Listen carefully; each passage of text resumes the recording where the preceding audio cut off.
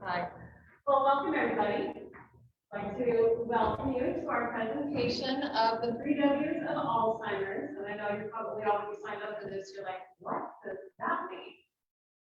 But my name is Christine Allen, and I'm the president and co-founder of Athnell Foundation. We are a dementia resource center based here in Hudson County, so in northern New Jersey. Basically, what we do is we provide support and services to families who are living and struggling with Alzheimer's disease and related dementias. And so what are support services? So we do a lot of educational seminars like this. We also do support groups and crisis management. We do early cognitive screening. So if anyone over the age of 60 is concerned about memory screening, we do cognitive testing. And then we do long-term care planning for those families who are living and struggling with Alzheimer's disease and related dementias. But a primary focus for us are these types of educational seminars, because it's very important that we, as a nonprofit organization, raise awareness about Alzheimer's disease. And so another important thing for me is that if you guys have a question during this series, during this seminar today, please raise your hand. This is going to be casual. We're a nice small group. I like it. Don't be all formal with me. All right, we're going to be casual. We're going to be relaxed. And if you guys have any questions at all, even if it's off topic what I'm talking about, but it's something that you don't want to forget to ask me, then raise your hand and make sure. I definitely want to make sure that I cover your questions, okay, so that you walk out of here today with a little bit more knowledge about this disease. So we're going to first start. Here we go. And it's not working. You see, technology. Here we go again. Okay. All right. So here's what we're going to do. So basically the 3 Ws of Alzheimer's. This is what we're going to look for. We're going to look for some of these answers that are pretty key. First, we have to find out what's happening. All right. Secondly, we're going to find out what should you do. And then we're going to find out where you should go to get help. Okay, and that next slide. I'm just going to have to tell you to move it forward, right? Okay. Yeah, okay, good. So when we talk about it, we're going to first have a conversation about what Alzheimer's disease is, and then what is the difference between Alzheimer's and dementia, which I can't wait to hear what your responses are, because I want to hear from you first. And the first signs and changes, we're going to talk about different kinds of treatment options. And then how can Athnell Foundation help you guys out, okay? Yes, it worked. Technology! Okay, so first of all, what is dementia? Does anybody know the difference between Alzheimer's disease and dementia? Any ideas? I think dementia, they find the Lewy bodies. But what's different with the Alzheimer's, I'm not sure. Okay, good. Anybody else have any ideas? 100%. Yeah, that's actually what we used to call it back, many years ago. But here's the interesting thing, okay? The word dementia is actually just a descriptive term that describes a series of symptoms of cognitive decline. And some of the symptoms you're really quite familiar with. I'm sure you've heard about it. So forgetfulness, obviously, our short-term memory loss. But with the forgetfulness, it has to be something that gets progressively worse as the days, months, and years go by. It could also have, if you have an issue doing familiar tasks, sometimes this starts to happen in the beginning stages. Confusion, we do disorientation, errors in our judgment. Sometimes even personality changes will occur. And if we have problems with language. These are all the symptoms. We usually refer to them and more as the 10 symptoms, the 10 warning signs and symptoms. Now, for dementia, it's not the name, number one, it's not the name of a disease. So for instance, let me just say, when you say someone has cancer, right? What's the first thing that comes to your head, to your mind, when you say someone has cancer? Yeah, I know, that's true.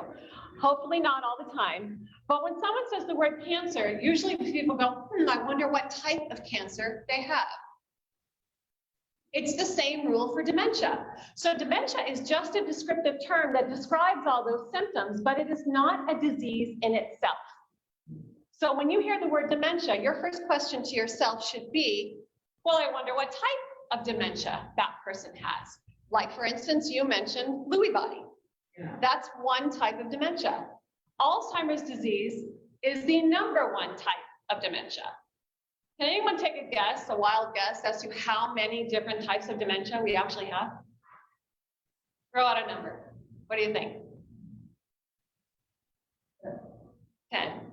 Not bad. We actually have over 105 different types of dementia. But we usually only talk about Alzheimer's disease, okay? So the difference is dementia is not a normal part of the aging process. Okay, just because we age does not mean that we are going to develop dementia. So this is why we want to talk a little bit more about it. Here are some of the causes and risk factors of dementia. Obviously, look at #1, age. We are all living much longer, aren't we? So the longer we age, the longer we live, the more chance we have, the higher risk we have of developing some form of dementia.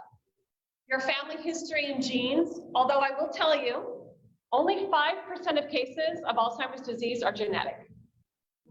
Only 5%. So there is a genetic component. There is a gene called the APOE4 gene. And yes, you can get tested on 23andMe to find out if you have the gene. But I'm going to tell you something right now, don't do it.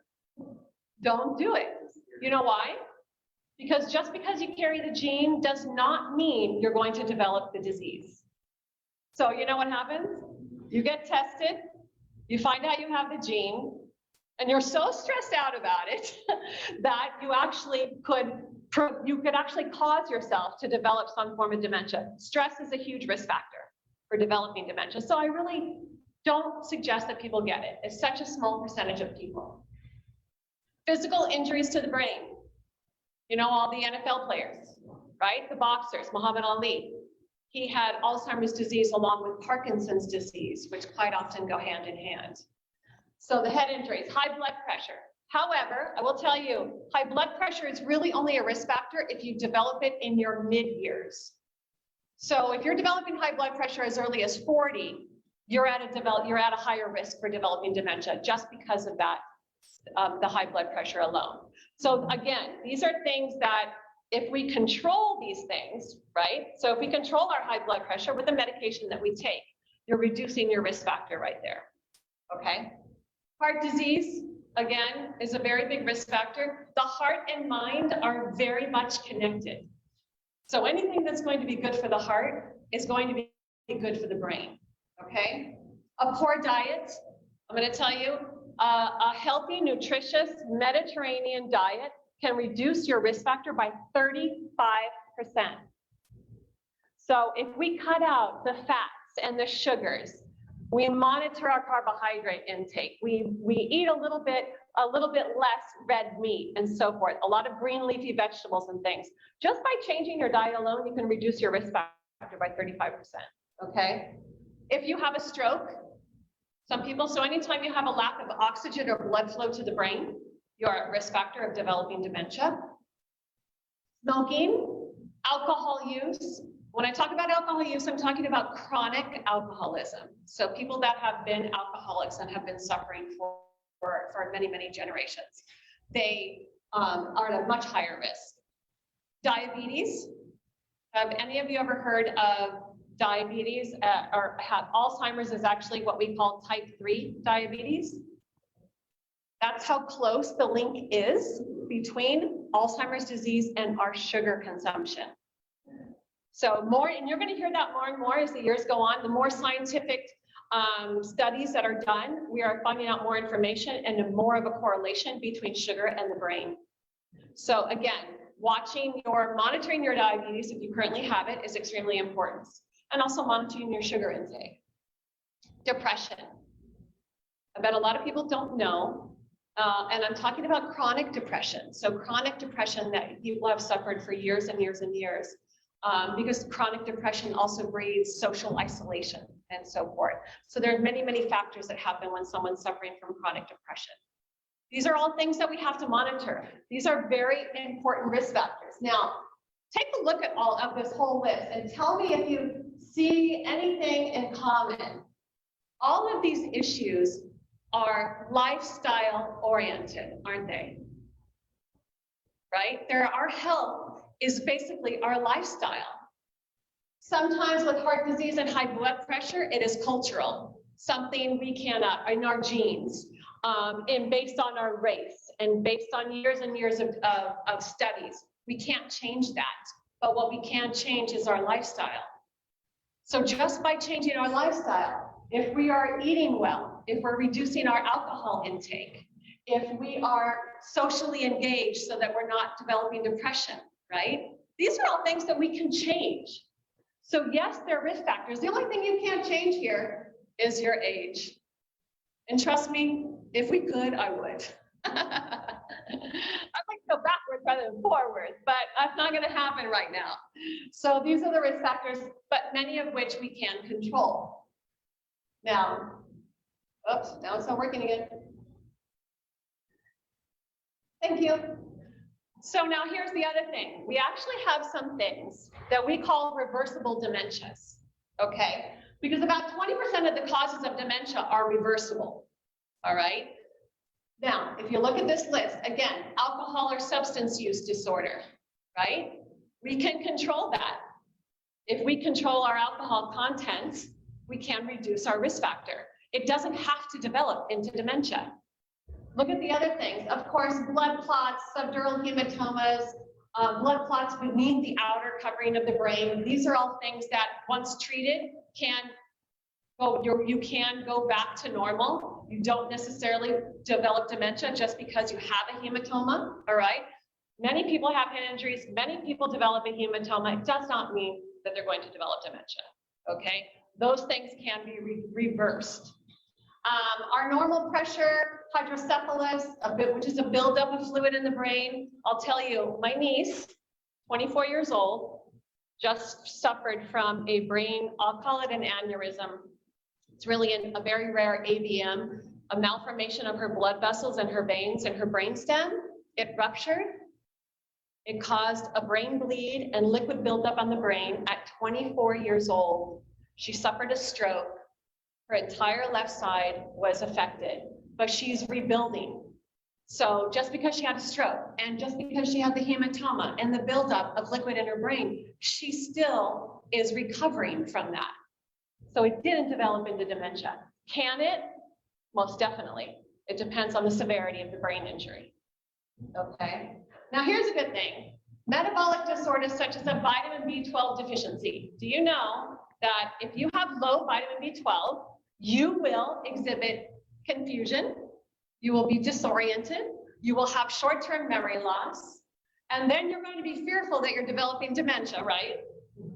But let me tell you something, this is why early diagnosis is key.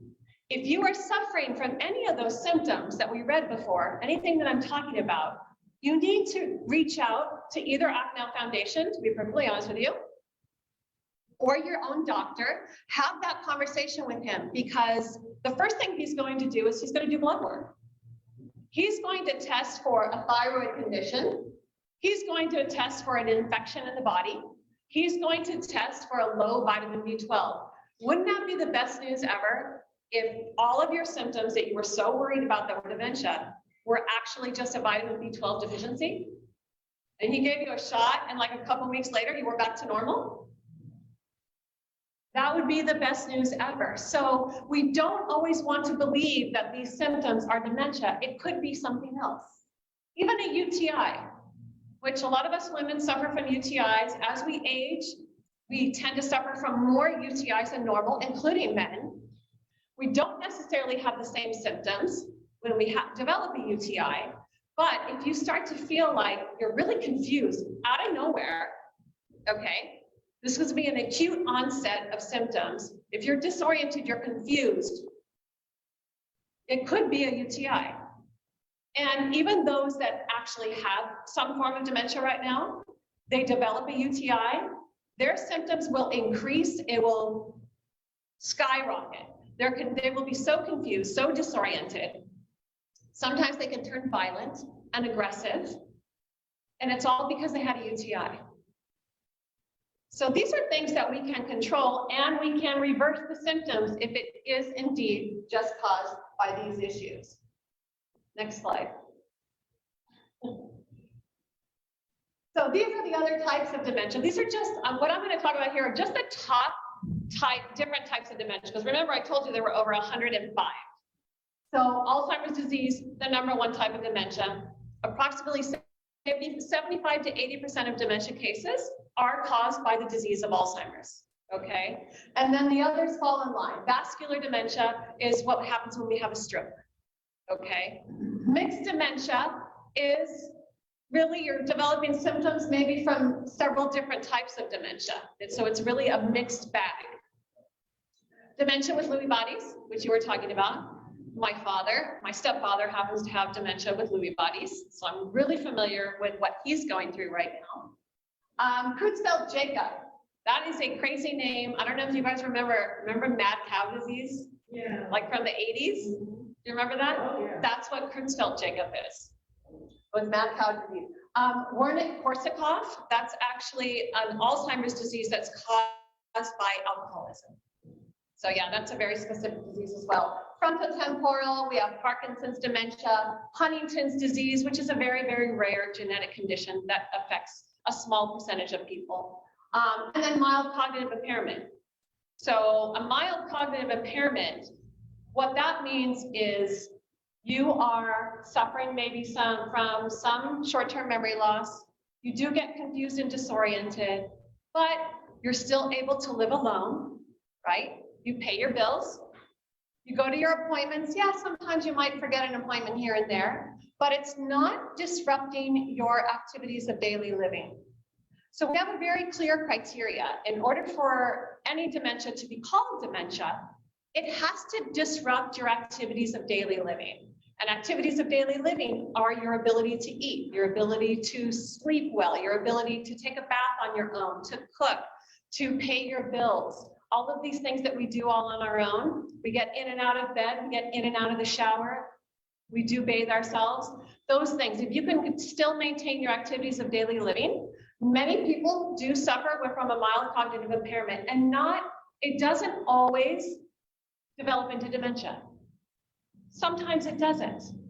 We call it either mild cognitive impairment or even a preclinical dementia.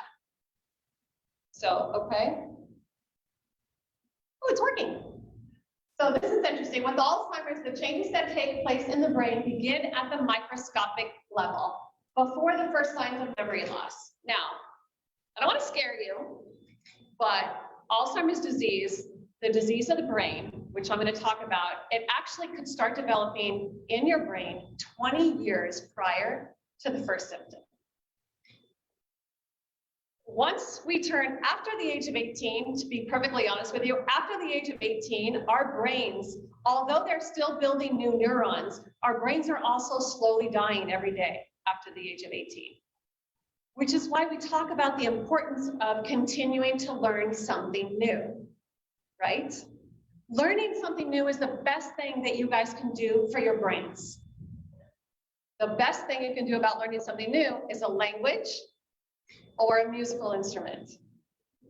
So, because those particular parts of the brain, Alzheimer's really, really affects the language sector of our brain. So if we can, what we call boost our brain power and try to build additional neurons in the area of language, you'll have a less risk factor of developing language issues.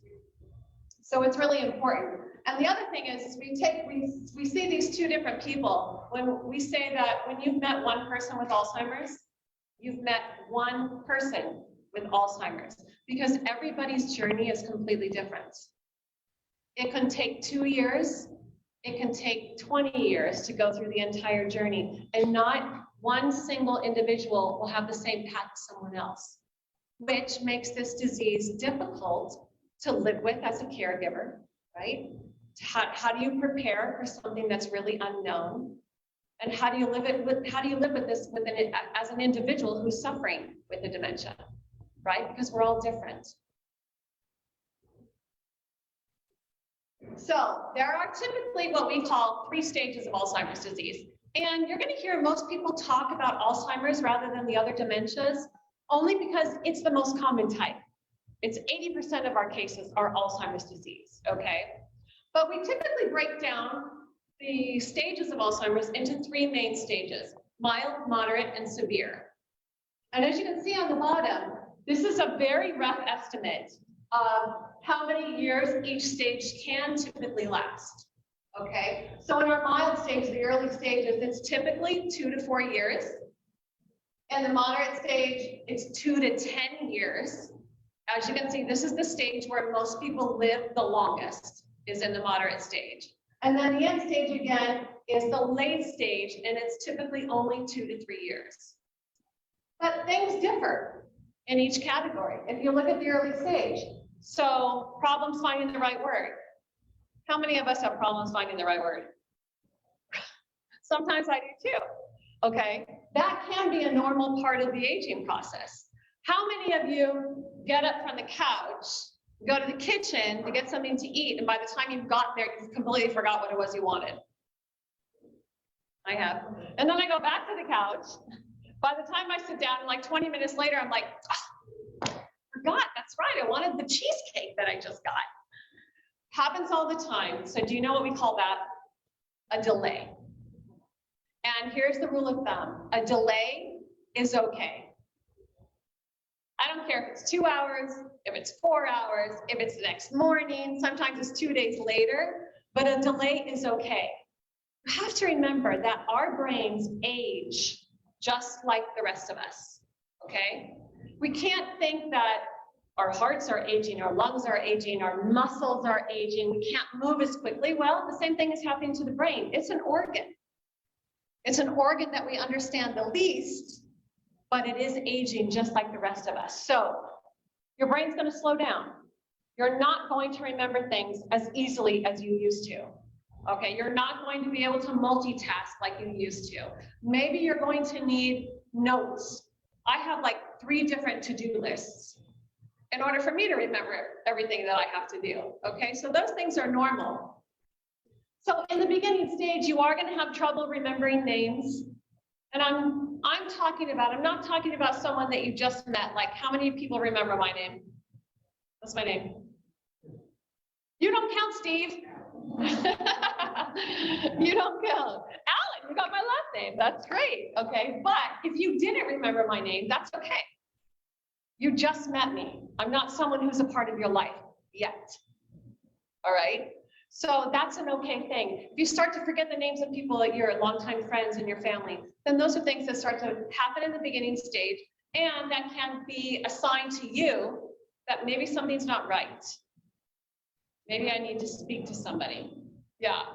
But it has to get progressively worse. It can't be once in a while, okay? It has to get progressively worse. Difficulty performing tasks in social and work settings.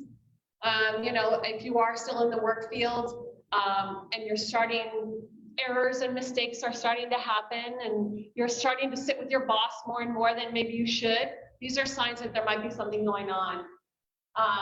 Forgetting the material that one has just read. So again, when we talk about memory loss, we're talking about short term.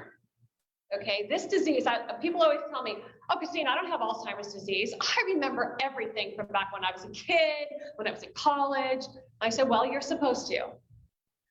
Alzheimer's first affects your short-term memory. Your long-term memory stays intact, okay? You know, we create memories in our brain based on our 5 senses. So number 1, that memory could be stored in many different parts of your brain. Number 2, we quite often reminisce about the past, don't we? We talk about things from the past, we bring up the wedding or graduation or something. You know, the more you think about a memory, the longer you'll remember it. Okay, so I always tell people all the time, there's something you really, really want to remember, think about it often, talk about it. Those are things that will stay with you forever, for years and years. You don't lose your long-term memory until stage 3, until the very end. So that stays with you the entire period, okay? You can lose and misplace valuable objects. You're definitely going to have trouble with planning. I always say, like, my grandmother used to cook Sunday dinner every Sunday. And then one Sunday, our entire family showed up. and there was no dinner. That was a warning sign for us that there was something wrong, and she did indeed have Alzheimer's disease. We didn't realize it back then, because before I used to do this nonprofit, which this is our 10-year anniversary, my co-founder and I were in a completely different industry. It had nothing to do with nonprofit, had nothing to do with Alzheimer's, but we were caregivers for over 16 years. I'm still a caregiver. Both of my grandmothers had it. Now my stepfather has it. My mother-in-law had it. So we realized 10 years ago when we were looking for help, 12, 15 years ago, there was nowhere to go. So we actually sold our company and we started this nonprofit 10 years ago because we couldn't get the help that we needed. And now we're trying to educate all of you on the things that you need to know on what to look out for. And I'm talking about not just looking out for these signs and symptoms in your family, but your friends. You guys all have girlfriends, you have boyfriends, you have friends in general. We need to be companions to each other and look out for each other for these warning signs, okay? And these are the things you're gonna start to see in the immediate. Maybe your friend used to come out with you every Sunday when you used to play bingo, and now they're not coming any longer. That should make you stop and think and question what's going on. There might be something wrong, and reach out to that person, okay? Because there is help. In the moderate stages, again, this is the longest stage, 2 to 10 years. Your forgetfulness is continuing to get progressively worse. You're feeling moody or withdrawn. So I always tell people a personality change sometimes is a really good warning sign that there's something wrong. If someone is really, really nice all the time and now all of a sudden they're kind of short with you and they're nasty and they don't want to talk to you on the phone and they're not coming out with you anymore, there's something definitely going on. So that personality, because Alzheimer's affects your emotions. Alzheimer's affects every sector of who we are as an individual. It affects our emotions, it affects our speech, it affects how we speak, and it affects how we interact with other people. We're sort of losing the essence of who we are as an individual. It's scary, I know. And the people who develop the disease, some of them, most of them, know that something's wrong. They sense it within themselves that there's something changing and they're afraid. So that makes them withdrawn. But there is also a small percentage of people that develop Alzheimer's and are not aware of it. Sometimes I don't know if that's a good thing or a bad thing. I'm still trying to wait. I'm having that internal debate with myself. Do I want to know or do I not want to know? Do I want to know or do I not want to know? I'm not sure yet, but everybody would be different. Also in the moderate stage, wandering is an issue. So sometimes people will get up and wander out the front door.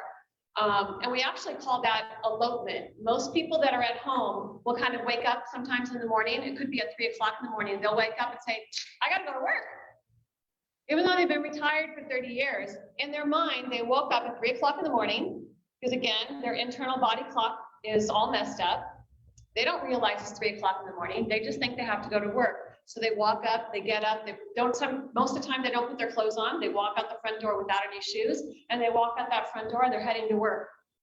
Do you think they're ever gonna get there? No, right?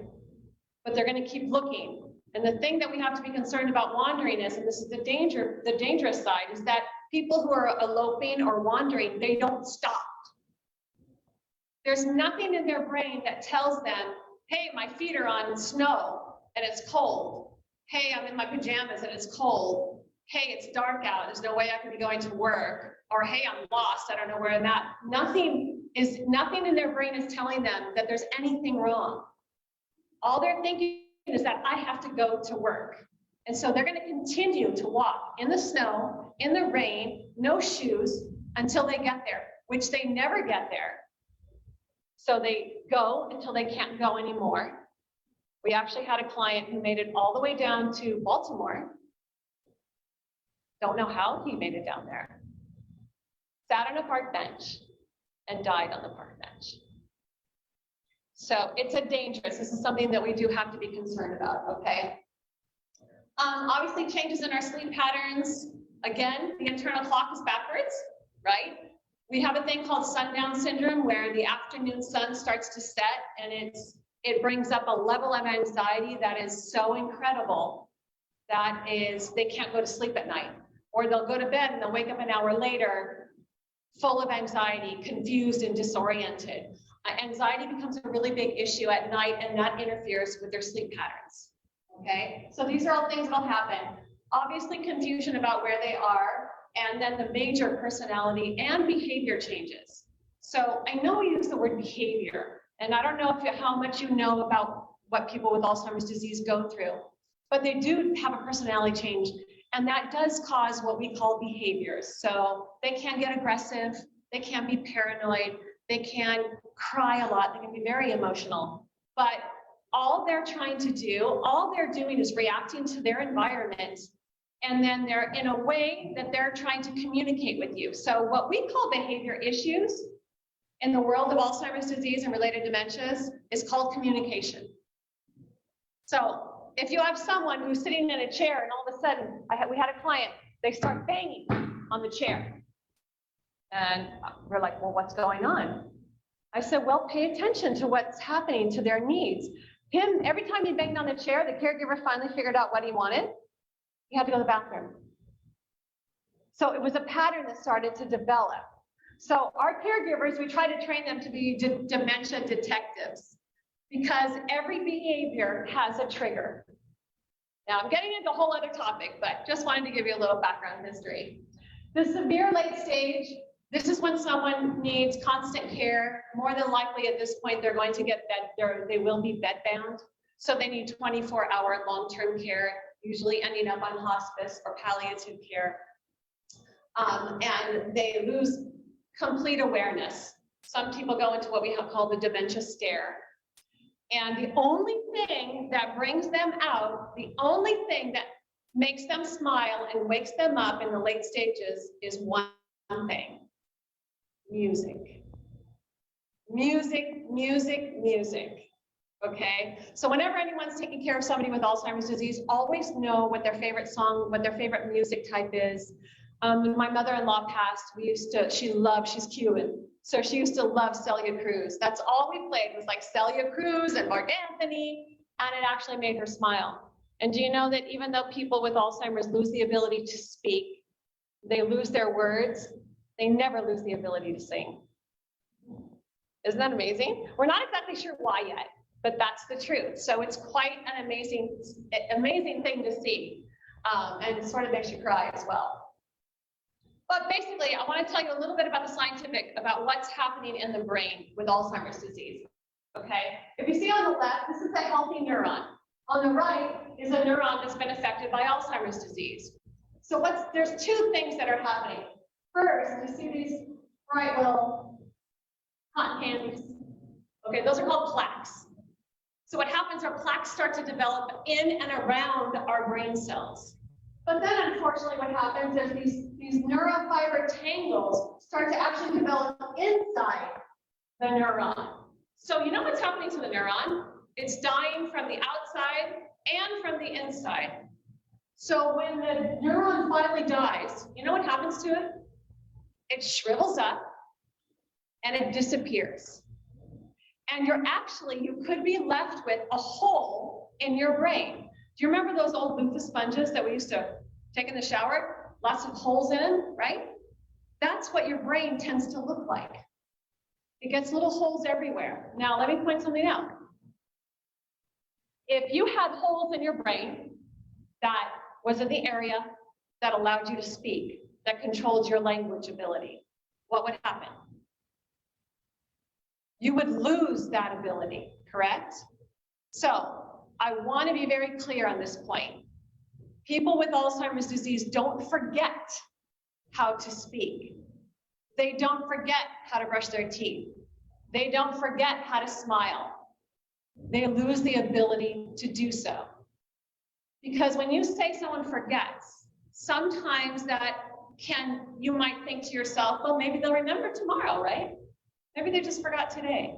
They didn't forget, they lost the ability. Very clear difference, right? So that tells you they have brain damage. It's not just they're just forgetting. No, they've lost the ability to speak. They've lost the ability to control their language. They've lost the ability to control their emotions. They didn't forget how to do all those things. They just lost the ability. And if you let that sink in for a minute, it can really help you understand the depth of this disease. So age-associated memory impairment. What did I say before? Our brains are aging, right? Your brain is going to age. You're never going to think as fast as you used to. You're not going to remember everything that you used to. That's okay, all right? It is going to be harder to filter through information, right? You won't be able to focus even as well as we used to when we were younger. It can take longer to pull up that memory, but remember what I said, a memory delay is okay, all right? Memory delay is okay. It doesn't get worse over time, and this is your key point right here, okay? Sometimes people say, I've always been bad with names. Well, then you're going to continue to be bad with names. But if your forgetfulness and you're a little, difficulty finding that one or two word, right, or it's taking you a little longer, doesn't get progressively worse, then it's just normal age-related memory loss.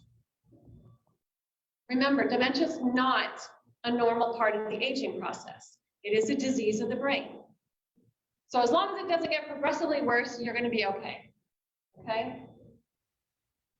First signs of more serious memory loss. So, short term.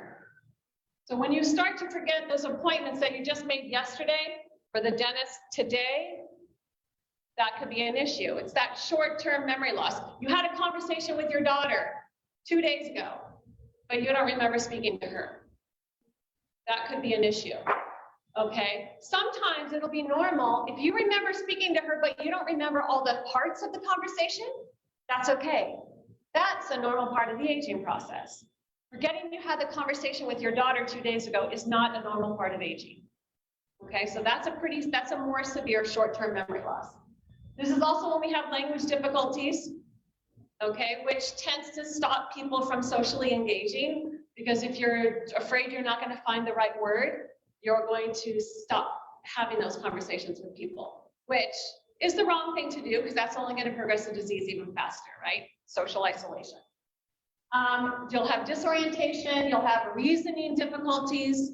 So someone could be trying to explain something to you and you're having a difficult time understanding their reasoning behind something. That could be an issue. And the personality changes. I told you, personality changes are quickly becoming a symptom and a risk factor that we notice right in the beginning. Okay. But here's the other thing. Remember I told you dementia, in order for someone to be classified as dementia, you have to have difficulty doing your activities of daily living, okay? So some form of dementia. It could be a mild cognitive impairment, it could be the Lewy body. In order for us to call it Alzheimer's, and this is what helps the doctors decipher the difference in dementias, it's based on their symptoms. In order for somebody to have Alzheimer's disease, they have to have the short-term memory loss, right? But they also have to have at least one of the following issues here. So, aphasia, that's the language disturbance, okay? A lot of people who have strokes have aphasia. Most people can get that language ability back, going through speech therapy and so forth. A lot of people who have strokes can get it back. Somebody with Alzheimer's disease cannot, okay? Or agnosia. Not recognizing familiar objects. Now this one is a weird one. So, and I'll tell you, I like to use my examples of my real life, taking care of my mother-in-law. We used to play dominoes all the time. And we'd have quarters, because she only played with money. So we had quarters, we all played with quarters, but we also had cookies. At one point in her disease, we were playing dominoes and she picked up the quarter to eat instead of the cookie. They were both round, so logically, in her brain, she thought it was okay. She thought it was the same thing. She couldn't tell the difference in the object. When someone has agnosia, it also goes so far as to the point where they look in the mirror. My mother-in-law used to walk into the bathroom, she would look in the mirror, and she would smile and start laughing and say, "Look, my girlfriend came to see me today." She's looking at herself in the mirror, and she thought she was seeing somebody else. She did not recognize her own image. And years before that, She recognized her own image, but what she saw in the mirror was herself 40 years younger. She thought she was getting dressed to go to the cotillion. So imagine when you try to wrap your head around how your brain can play those tricks on you, and it's not a trick, unfortunately. This is for real. This is her losing the ability to recognize familiar objects. It can be terrifying. Okay? Another one is apraxia, and that's problems carrying out movement. So your brain tells me, oh, I want to write something. So my brain tells my hand to reach over and pick up this pen and do it. Okay? My niece who had the stroke, her brain would tell her to pick up the pen, but she couldn't make her hand move to pick it up. She had to work, thank God she got it back, but that's apraxia. So that gets difficult, that gets more and more difficult as time goes on. And the other issue is executive functioning. So that's mean they're definitely losing the ability to plan that event, to plan that family Sunday dinner, to manage their books and records, their checking account, and so forth. That executive functioning feature goes awry. So in order for us to call Alzheimer's, it's got to have memory loss plus at least one of these things, and more than likely, it's all of them. Most people will, everybody will experience all four. Okay, as the disease progresses, of course, right? So the importance of early diagnosis. What's the first thing I told you? The importance of early diagnosis was to rule out those reversible causes, right? Because it might not be dementia. But if it is dementia, we also want to begin a medical treatment, okay? We don't have medications that treat the disease, but we have medications that treat the symptoms of the disease, which we'll talk about in a minute. You also want to begin family education. So that's like if you got, any of you currently had a family member that was suffering with some form of dementia, you coming here today is step number 3, starting that education process. And then 4, we have to plan for the future. And I always tell people, if I have Alzheimer's, or if you are worried about getting Alzheimer's disease, the sooner you find out, the sooner you can make your own decisions about how you want to live at the end of life. Because unfortunately, you guys, this is a terminal illness. You will either die with Alzheimer's or you will die of Alzheimer's, okay? Because at the end of the day, Alzheimer's has eaten away that part of your brain that controls your ability to breathe, that controls the ability for your heart to beat. And once that happens, you pass away. So you passed away of Alzheimer's. Yes, it's because your heart stopped, but it was caused by Alzheimer's. Okay, but if you catch this catch this and you're in the early stages of diagnosis, you still have your ability to make your own decisions. Okay, you haven't quite lost your ability to make your own choices.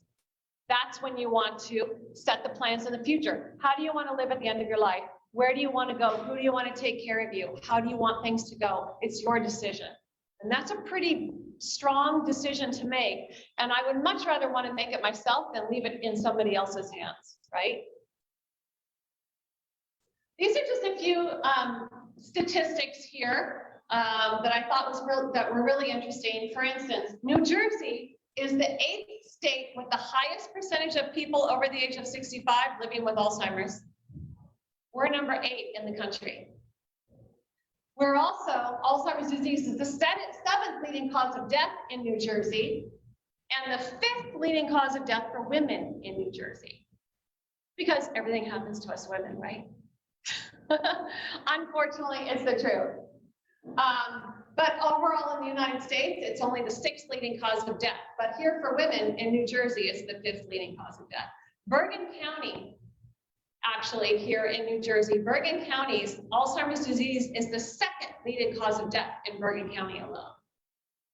So this is a disease that is rampant, is becoming rampant. It's something that we need to pay attention to. Okay, it's a reason why we're trying to also make our legislators aware of what's happening so that we can raise more money for research, but also for supportive services to the families who are struggling. It's really, really important, okay? And dementia knows no social, no economic or ethnic boundaries at all. African Americans are twice as likely to develop Alzheimer's over whites. Hispanics are 1.5 times likely. And that's all based, culturally speaking, on the hereditary of our diseases, right? Of our rates of diabetes, our rates of high blood pressure, our rates of depression, and so forth. That's the reason. So it is something that we have to pay attention to. So who gets it? 1 in every 8 person over the age of 65 will develop will develop Alzheimer's disease, actually. Okay? I don't want to say this to scare you. I don't. I want to give you these statistics to light a fire in you, to make the changes that you can to save your own future. Okay? Because 50% of people over the age of 85 will develop it. Again, our age is the #1 risk factor, right? So 10% of people with Alzheimer's are actually under the age of 65. And the scary thing is that number is getting higher every day. We are having more and more people under the age of 65 developing Alzheimer's. So we really have to look, what's the correlation of that? What's happening? Why is that? Is there a lifestyle? Remember all those risk factors that we looked at? And so many of them were risk factors that could be controlled by our lifestyle. Science believes that Alzheimer's is caused by a genetic, environment, lifestyle, and cultural. Those 4 things together. So hopefully we don't win the jackpot on this one and hit all 4 to develop this disease. Here are some of the medications that we talked about, or that I told you. There are medications. So again, another reason to get early diagnosis is that there are treatments available to treat the symptoms of the disease. So you know how we have insulin that treats the symptom of our sugar levels in our bodies for diabetes? Doesn't treat the disease though, right? Insulin is something that people have to take consistently for the rest of their life if they're suffering from diabetes. These are the same things. These medications were developed to slow down the symptom progression. So it's controlling your symptoms. So maybe you're not as confused or disoriented, or your short-term memory loss is a little bit better because of these medications. It's not stopping the progression. That protein and plaque are still building up in your brain. It's not stopping it from happening, but it's controlling the symptoms, which in actuality make it seem like it's slowing down the progression of the disease, even though it's not. But you know what it does do? It gives you a higher quality of life. If I can have my memory intact for another 2, 3, 4 years, I'm going to do it, right? I'm going to help. The sooner you start these medications, the better. And these are just different types. Some are an exo, some is like a patch that you wear constantly, which is a slow release of medication. Aricept and Namenda, we actually, combine those 2 together, are the protocol right now. Most people who have some form of dementia or Alzheimer's are on both Aricept and Namenda together. We don't see a lot of Razodine out on the market at all anymore, but mostly the Aricept and Namenda. So the sooner you start it, the sooner, the better it works, okay? Practical decisions to consider, again, legal issues. Our biggest issue, I'm going to tell you right now, most people do not have a durable power of attorney or a healthcare proxy. These are documents which all of us should have in place, that if I ever were to lose my ability to give consent, I have passed the torch to someone in my life that can make these financial decisions for me. A durable power of attorney. Has to be durable. Don't get a regular power of attorney. It's not any good if you lose your ability to give your consent. It has to be durable in the state of New Jersey, okay?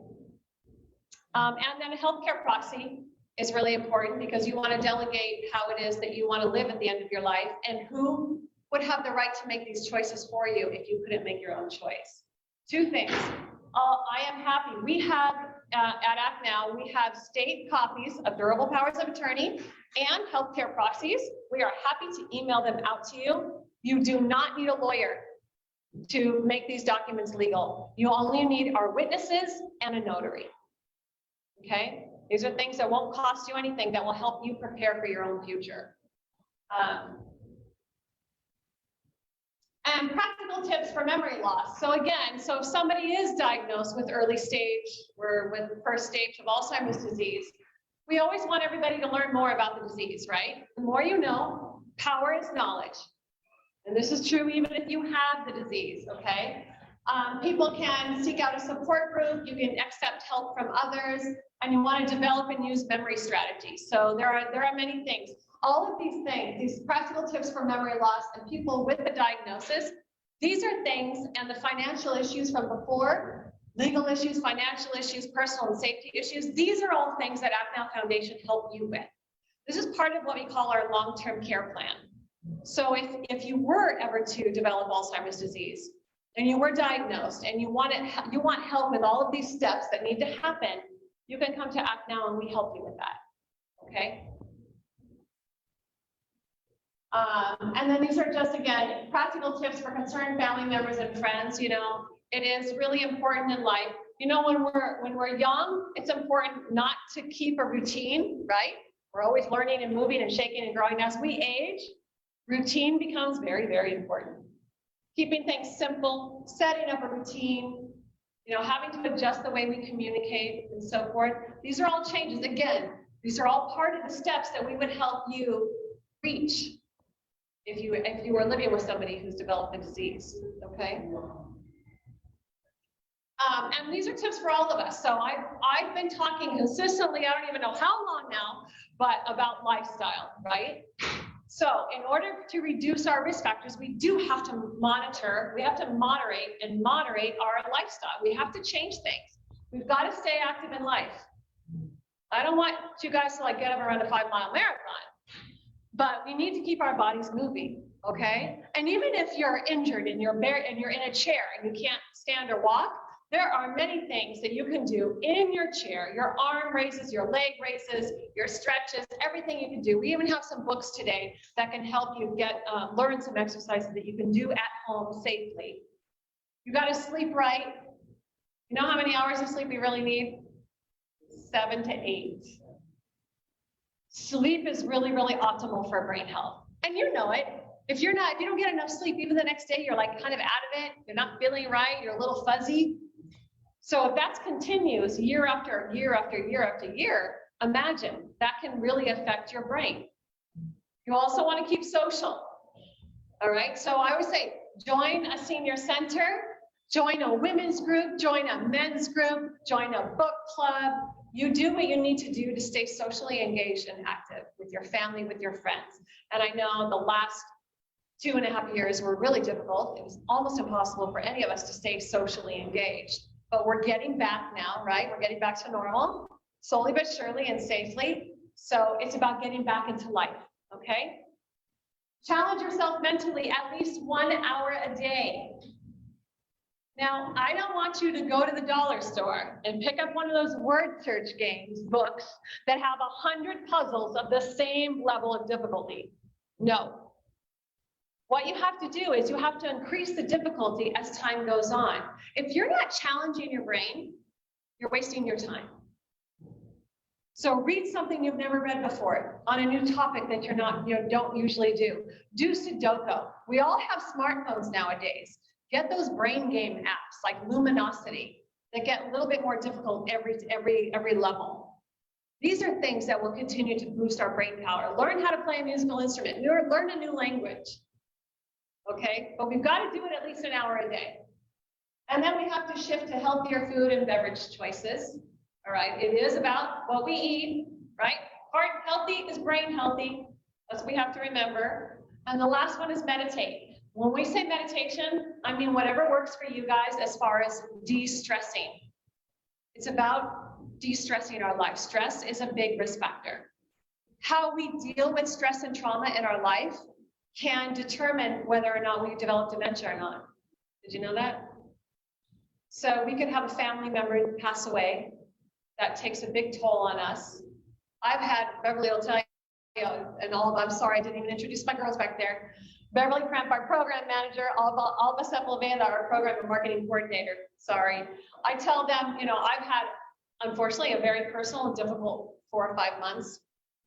Lost 2 family members. I've had 2 family members very deathly ill. It's been a lot, but I'm trying to be active about how I handle it because I don't want this trauma that's occurred to me to put me at risk for developing dementia. So I'm aware of that. So it's how you deal and how you cope with things. Because remember, depression is a big risk factor. So it's about trying to eliminate stress as much as we can. And if we have stress in our life, learning how to deal and cope with it, right? Good. And how can we help? So we are a community-supported nonprofit organization. We are funded here in Essex County by the Division of Senior Services to provide this seminar to you today free of charge, and we are very grateful for that. And that's how we provide all of our services that we offer are free to the community because we do get funding from our community governments, our local foundations, the kindness of strangers as well. But we do all these things, our cognitive assessments, our long-term care planning, our support groups, advocacy. We have actually written 2 bills in the state of New Jersey that have become law in trying to support people living with Alzheimer's. And we're working on another one. We're actually heading to Washington, D.C. next month to do a tour of our advocacy and outreach. So we're really excited about that. Hopefully we can make some changes nationally. We do these educational seminars for groups like yourself. We also train first responders and professional doctors and nurses on sensitivity training, right? Our doctors need to be a little bit more sensitive when it comes to the diagnosis of dementia. But this is how we, as a nonprofit, give back to the community. And so we're here for you guys for any of these additional items that you may need. This is our contact information. We have in your book here today, and I know Beverly pointed out to you, we have a lot of educational materials inside here. We also have additional books here for you to browse after the seminar is over. My business card is there, Beverly and Alva's business card is there. Please feel free to take that business card and reach out to us if you have a friend or a family, or even for yourself if you're interested in getting more information or having a cognitive assessment, that type of thing. I have to let you know about our fundraising event too. We have one fundraiser every year, and we call it the Music and Memories Gala. And we call it that because that's how special music is for people living with Alzheimer's. It's on December 8th. It's at the Venetian in Garfield. And we invite you guys all to come. There is invitation cards up there.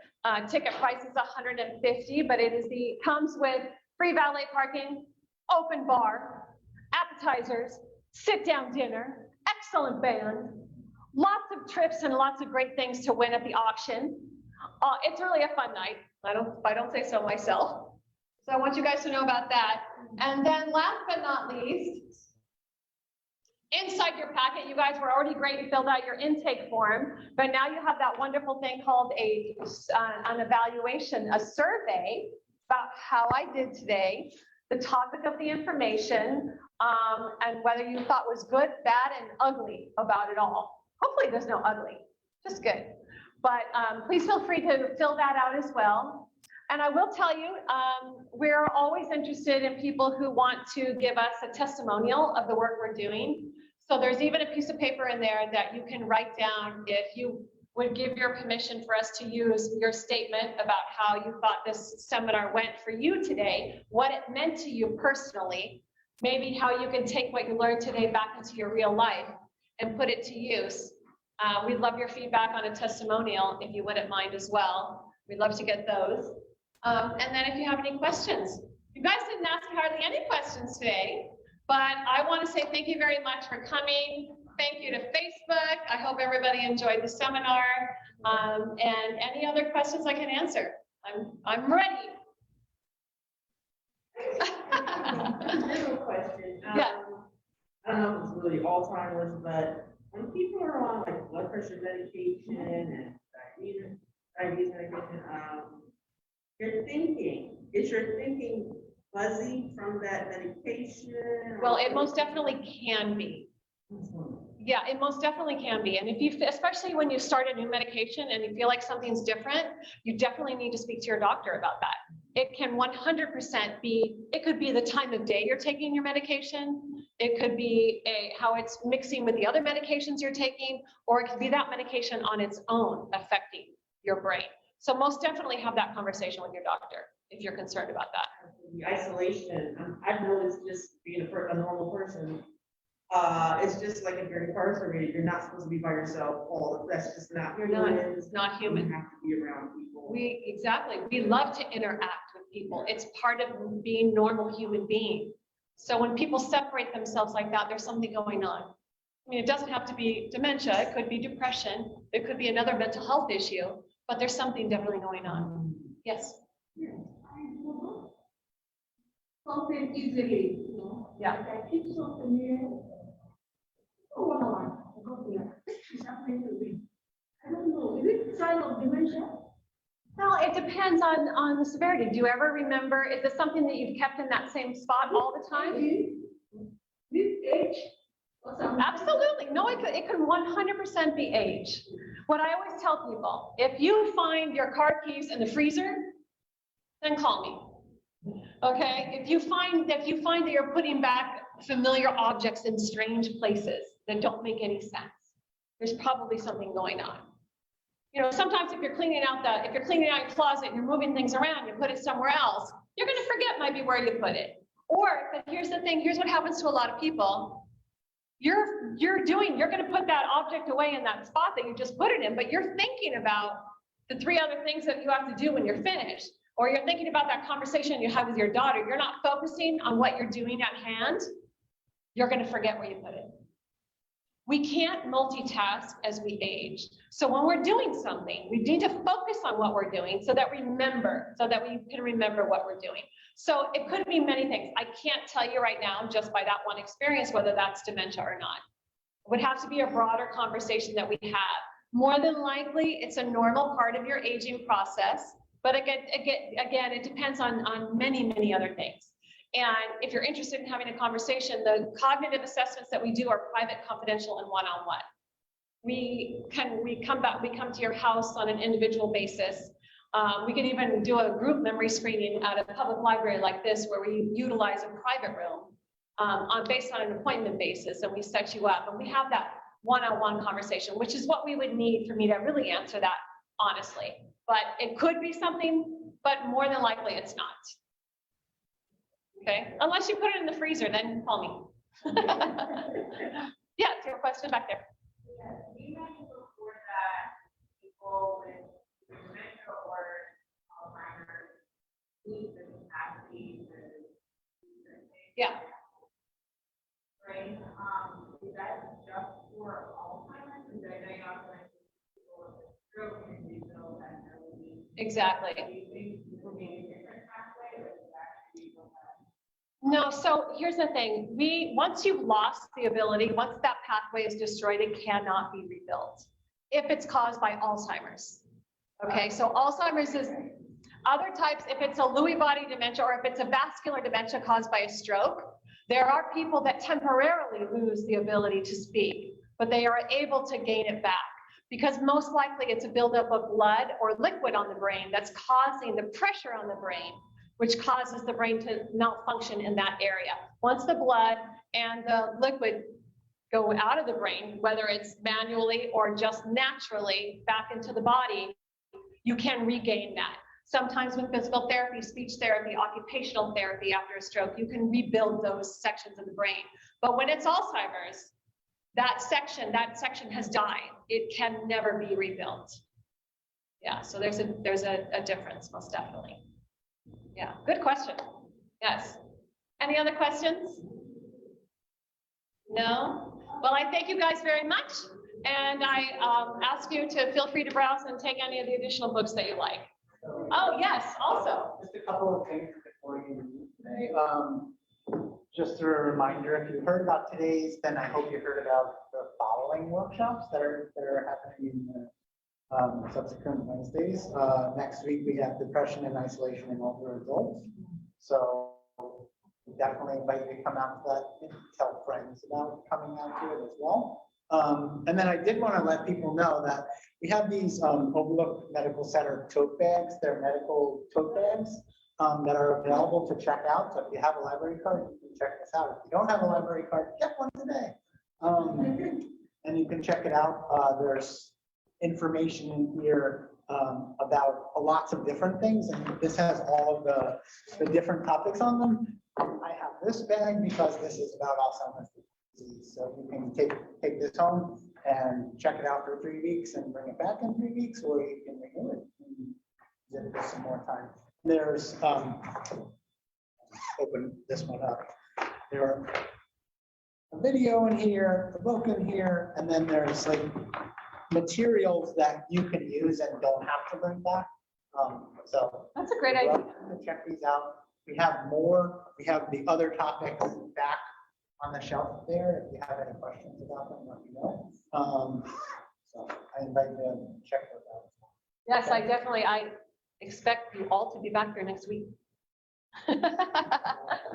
I need your support. Okay? Great. So if you guys just can complete the surveys